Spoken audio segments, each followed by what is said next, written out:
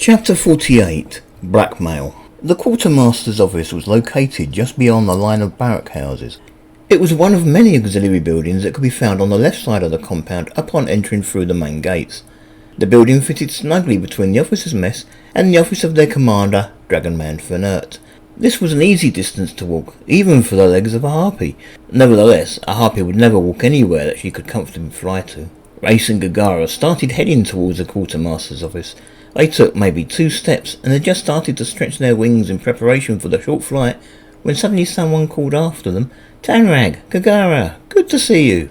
The voice was vaguely familiar to Reyes, and when he turned to face the speaker, he wasn't all that surprised to see that it was Cagleen. There were 3 others with her, all heading to the fire pits from between the barracks houses. Cagleen and one of the others had each armed themselves with a bow. A third carried a dart thrower, while the fourth was equipped with a full set of butcher's knives. This was quite clearly a hunting party preparing for that day's excursion. "Cagleen," Reyes replied happily. Reyes liked Cagleen. He hadn't known her all that long, but she didn't seem to be as clingy as many of the other females of his race tended to be. "It's good to see you." "Oh, hi Cagleen," Gaggara commented. Reyes started to head back to the fire pits. As he approached, he suddenly recognised one of the other 3 that were accompanying Cagleen. It was Wallag. Agnar, who always decided who was in what team, always seemed to place Cagleen and Wallag together. It was pretty much the same thing with himself and Gaggara, except that, in his case, they were an item. Reyes could only assume that the 2 of them had to be the best of friends. Wallag had been promoted since Reyes had last gone hunting with her. She was no longer the butcher of her team, and now she carried a fine-looking bow. It was a good quality bow and must have been purchased in Harpy Town, rather than given to her by the quartermaster.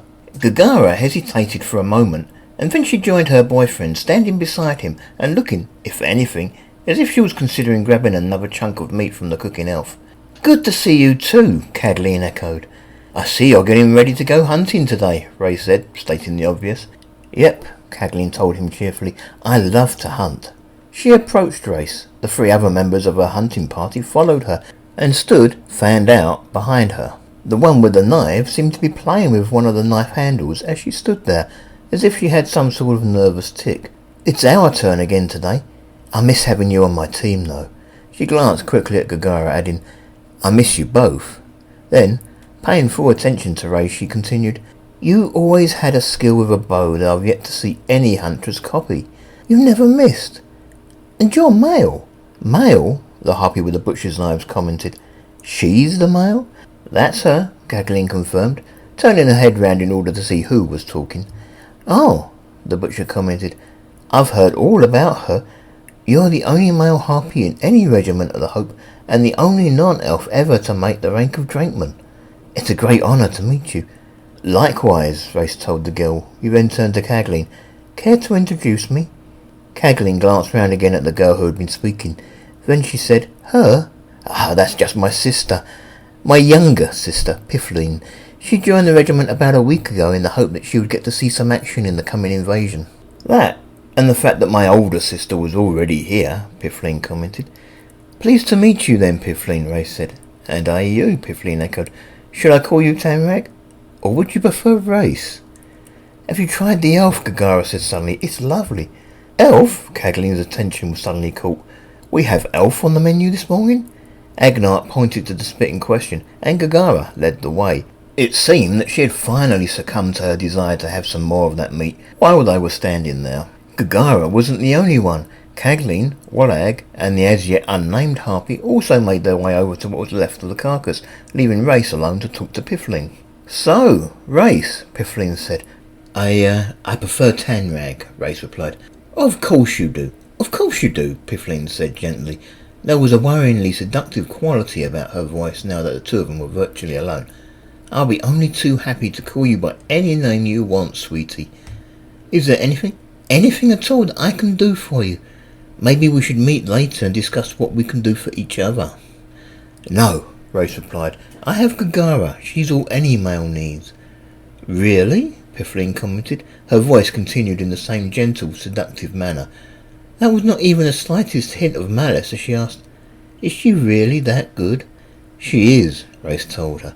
"Fair enough," Piffling declared. Then she took a step closer and said, "Maybe I can change your mind. I want to tell you a story. Oh? Reyes said doubtfully. Imagine a young harpy. A female. She's beautiful, intelligent, and yet she's never been with a male of her species. Reyes nodded. Okay. He wondered where Piffling was going with this. Piffling continued. Now, imagine one day she joins the regiment of an army. Which army? Reyes asked. Doesn't matter, Piffling told him. All that matters is that one night she's given guard duty. Guard duty? Reyes repeated. He was beginning to get a nasty feeling that he now knew where this was heading. Yes, Piffling commented. Now at first it seems to be a waste of her time. After all, in a regiment like the one she's in, not everyone enters through the gate. This guard duty of hers is eaten into time that could be better spent getting her beauty sleep. Instead, she has to stand guard from the moment curfew starts until she gets relieved at midnight. This is about you, isn't it? Reyes asked. You were on duty. Last night, Piffling interrupted. Yes, it can be amazing the kind of things you hear when the city is otherwise almost totally silent. Can you imagine it? A flock of bats squeaking as they fly by on their search for food. Maybe she hears a cat singing a street or two away looking for a potential mate. It's even possible to overhear a pair of young harpies that have ventured out of their barracks in the middle of the curfew and are having a surreptitious chat in a place where they think they are out of earshot of anyone. This was what Reyes had feared most. He and Gaggara simply hadn't taken enough precautions to keep hidden when they'd left. After all, last night Reyes had no plans to return. He didn't know what to say. He even glanced round to look for Gaggara, hoping for moral support, but she was too busy with the other harpies of Cagling's team, tucking into the half-cooked remains of the elf. Piffling grinned. She seemed to sense that she had the upper hand. She leaned in quite menacingly and said, in little more than a whisper, I know who you are, and I know why you are here. She then leaned in further and whispered in an even softer tone, Reyes the Moth. Reyes didn't try to deny the charge. There seemed to be little point. Instead, all he could do was say, What do you intend? The second he spoke, he glanced up at the sky, considering his options. Surely she didn't intend to sell him out. If she had, she would probably have spoken much louder when she said his name. Oh, nothing much, Piffling said. I know what I should do. I should report you to our commanding officer. It would be such a waste of your talents, though, the waste of a male. I told you, I have yet to be with a male, and I may never get a better chance than this. So, I'll tell you what. I'll meet you here tonight, after curfew. Come alone and unarmed. If I sense that you've double-crossed me in any way whatsoever, I'll go straight to Finner and report you. I know he's just looking for an excuse to get rid of you. Okay, Reyes said doubtfully. He looked hopefully towards Gaggara, but she was still busy. Then what? What do you think? Piffling asked. We'll discuss our future together. We'll decide how you and I are going to handle things in the future. I think it'll be nice not only to have a male, finally, but to be his first. I won't betray Gaggara, Reyes insisted. Gaggara is my first. My first and only. Not any longer she isn't, Piffling insisted. Not if you want to keep me from passing on your secret to our lovable commanding officer. Before Reyes could say anything else, he heard Cagling gathering her huntresses together. Okay, girls, this elf meat is nice, but we have to go and kill something. Piffling, are you ready? Piffling turned long enough to tell her sister, I'm ready. Then she looked back at Reyes and pointing to the ground whispered, I'll meet you here tonight. Or else. You're sure now, Cagling said. You haven't touched the elf yet. I'm not hungry, Piffling called back. I'll grab some when we get back. She turned to Reyes and commented under her breath, maybe they'll have some cooked by then. Cagling took to the air. She was followed a moment later by Wallag and the other harpy who had gone to raid the elf meat. Piffling was the last to take to the air. Gaggara just stood and watched them for a minute. Then she left the spit, rubbing her hands together in an attempt to rub off the worst of the blood. She rejoined Reyes at the very edge of the fire pit. You and Piffling were chatting for quite a while, Gaggara said. Reyes looked worriedly at Gaggara. How could he possibly tell her what he and Piffling had been discussing? He glanced down at his feet, searching for inspiration. Part of him wanted to flee. He should leave this army now, while he still could. Maybe things wouldn't be too bad in the mountains after all. His brother wanted him here. But he wouldn't be of any use at all to his brother if he was arrested and burnt at the stake as a spy. The only way out seemed to be to play along. He knew he would have to tell Gaggara. He couldn't hold something as important as this secret from the girl he loved, especially when her position as his first was at risk. She knows who I am. She wants to meet me here tonight after curfew to discuss our future together. Oh, Gaggara said. He obviously hadn't made the implications clear enough to her. That's good. I always said you should have more girls. With her and Nida, we have the beginnings of a small village. She wants to be my first, Reyes explained. She wants to supplant you as my lead female. Really? Gaggara looked around angrily. Up in the sky the 4 huntresses could still be clearly seen, although they were now little more than tiny specks. Gaggara unsheathed her claws, extended them to their full length, and then sheathed them again. Gaggara's tail also began to whip about in a most irritated manner. When she next spoke to Reyes, she sounded as if she was angry with him too. Didn't you tell her I'm your first? She didn't care, Reyes said. She will care, Gaggara muttered. Do you plan to go tonight? Reyes sighed. I don't see that I have a lot of choice. She's threatened to tell Finette all about me if she doesn't get her way. Gaggara snarled. Reyes had never heard her make such a noise before, and it worried him more than just a little. Then she looked straight at him and grabbed his shoulder, her claws fully extended again. Reyes thought for a moment that she was about to attack him, but instead she said, Don't worry about it, handsome. I'm sure we'll come through this all right. Then there was a short pause as she tried to calm herself down. Come on, let's forget her for now and go and get your new badges. Reyes and Gaggara took to the air to fly the short distance to the quartermaster's office. Once they had climbed high enough to see over the barracks, the small row of buildings of which the quartermaster's office was a part came into view. Parked in front of Dragonman Finette's office was a very nice-looking carriage that Reyes had never seen there before. There was no public carriage system in Goldspawn. If people wanted to travel, they walked, or bought a horse. Only the richest of the city's citizens could afford to purchase a carriage, and despite the fact that the commander of the Hope held the rank of Dragonman, he wasn't really all that rich. If he had been, then it's doubtful he would have accepted command of a Hope regiment. The carriage, therefore, had to belong to a visitor. It was a black carriage of a simple design pulled by 4 beautiful heavy horses. Reyes hadn't seen horses as lovely as those since the day he'd left Floreth. Someone was sitting in the driver's seat of the carriage, a bored-looking elf wearing the bright blue uniform of the regular army. He had a whip in his hand and seemed to be waving it to music only he could hear. Assuming that the purpose of the carriage was none of his business, Reyes landed just in front of the steps of the quartermaster's office and entered the building. It was fairly plain inside. A large wooden counter divided the building roughly in two. Behind the counter, other than the elf who was there to serve, there were also several shelves, each holding a selection of sizes of the same item, breeches for minotaurs on one shelf, skirts for harpies on another. As soon as he entered the building, Reyes could see that the same sort of consideration was given to what clothing the soldiers wore as it was to the buildings they slept in. Most of the clothes were dirty, and some even had holes, suggesting the presence of moths. Or, in the cases where blood was also evident, that the clothing had been owned by someone who may have died wearing it. The elf behind the counter snorted with derision as Reyes and Gaggara stepped through the door. He didn't say a word to them, but instead disappeared into the mass of shelves. Hey! Reyes called after him.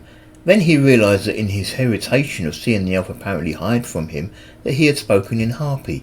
Reyes quickly switched to Elistran and tried to keep his temper. I know why you're here, the elf interrupted. He reappeared from among the shelves, holding the 2 badges of Reyes' rank in his hands as he approached. One was for his armband, and the other for his skirt. You do? Reyes replied. Good. That should make this easier. Reyes put his hand out to receive the badges. I want you to know I don't approve, the elf said. He ignored Reyes' hand and instead slammed the badges down on the counter. I don't know why Finette allowed it to happen, but here is your new rank. Thank you, Reyes said uncertainly. He picked up the badges.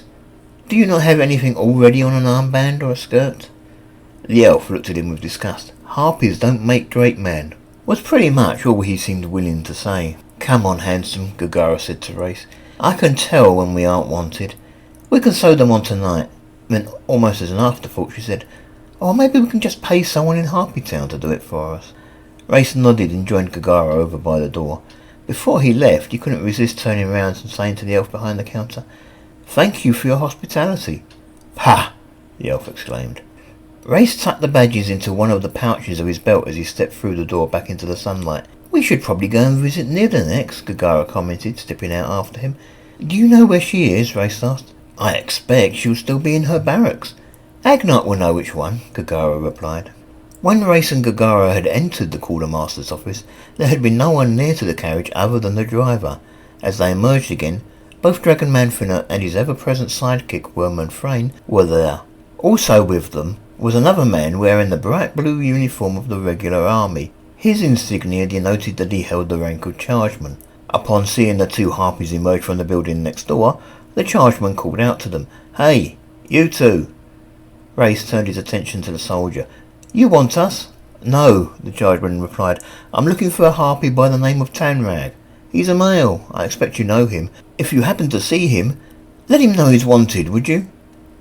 "What is he wanted for?" Reyes asked. He was beginning to think that maybe someone other than Piffling knew what he and Gaggara had been up to last night after all. Despite all the assurances his brother Tyr had given him, maybe a spy had seen him and had already reported. "That is none of your business," the chargeman replied. "Very well," Reyes said. "If I see him, I'll let him know." "Handsome?" Gaggara said, sounding a little confused. "What's the problem? Why don't you tell him who you are?" Dragonman Finot suddenly spoke up. "That is he. I'd recognise those smarmy features and that disgusting skirt anywhere. Not got your new rank sewn on yet, Tanrag?" "Yet, Tanrag," Wormman Frayne echoed. "Not yet," Reyes declared. "I've only just gotten the badges, sir." "Well, don't hurry," Dragonman Finot said. "I'll find a way yet to get you stripped of your rank." "Your rank," Wormman Frayne announced. "You hardly smell as sweet as a flower bed either," Reyes thought to himself. He resisted saying it out loud, though, and instead asked, "Can I ask why I'm wanted?" "Council of War," Dragonman Finot explained. "The three of us have been summoned to the barracks of the 9/19th Regulars, though why of all my officers they want to see you, I'll never understand." "Never understand," Wormman Frayne emphasised. "Now, sir?" Reyes asked. "Now," Dragonman Finot insisted. "Now," Wormman Frayne echoed. Reyes turned to Gaggara. "It looks as if Nida will have to wait a few hours. Will you be alright alone until I get back? I guess I'd better do this." "I'll be fine," Gaggara replied. "I have one or two small chores to complete. I need to visit Harpytown and get myself a belt, for one thing." "You want a belt?" Reyes asked, surprised. "I'm not going to leave my pretties behind once the invasion starts," Gaggara told him, "and neither can I see myself charging into battle holding a large box in my hands." "Great man Tanrag, are you ready? Let's go," Dragonman Finot insisted. "Book of the Hated, Canto 17, line 91, to speed our way immediately to wherever we are needed." "Are needed," Wormman Frayne echoed. "Just a moment, sir," Reyes called back. He then turned to Gaggara once more. "Could you get me some new arrows while you're there? I'm down to my last 2. "Sure, handsome," Gaggara told him. She smiled at him and then leaned forward to kiss him. "Be well." "Tanrag!" It was the voice of an angry dragon man. "Get here now!" "Here now," Wormman Frayne repeated. "Yes, sir," Reyes replied. Without another look in Gaggara's direction, Reyes descended the steps and walked over to the two officers. "About time," Dragonman Finot commented.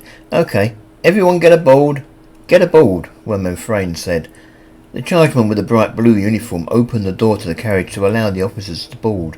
Dragonman Finot was the first to climb into the carriage. Wormman Frayne followed him almost immediately. Once those two were aboard the carriage, it was Reyes' turn. Reyes half expected the chargeman to let go of the door and thus forced Reyes to open it himself, but he didn't. He stood there dutifully holding the door open. As Reyes placed his foot on the first step, though, Dragonman Finot's head suddenly appeared in the doorway. No. He also held up a hand to signify that Reyes should stop. "No offence, but I'm not willing to travel in the same carriage as a Harpy." "A Harpy," Reyes could hear someone repeat. Reyes couldn't help wondering how such a comment could be considered as anything other than offensive. "Sir? You can travel up top with the driver, or, if you prefer, you can fly overhead. I don't care. I'm just not travelling with you inside the coach." "The coach," a voice repeated. "As you wish, sir," Reyes said unhappily, though he wasn't really all that surprised. He stepped back off the carriage steps and flew up to the roof, where he made his way to the seat beside the driver. The driver didn't seem to be too happy at having a Harpy for company at first either. For a moment it looked as if he intended to occupy both halves of the driver's bench. Then he seemed to think better of it, and shuffled himself to one side. making enough room for Race to take the other half. It was an uncomfortable seat for a Harpy. The seat had a lip at the back that was large enough to get in the way of his tail. This meant he had to sit slightly sideways, in a way that clearly made the driver even more uncomfortable with Race's presence than he already had been. "Sir," the chargeman said, talking to Dragonman for Nut, "I am supposed to travel in the driver's seat. My instructions are quite explicit about the matter. The Harpy is supposed to travel with you in the carriage and I on top." "Then you must travel inside the carriage in his stead," Dragonman for Nut declared. If Wormman Frame made any comment, it was lost to Race's ears.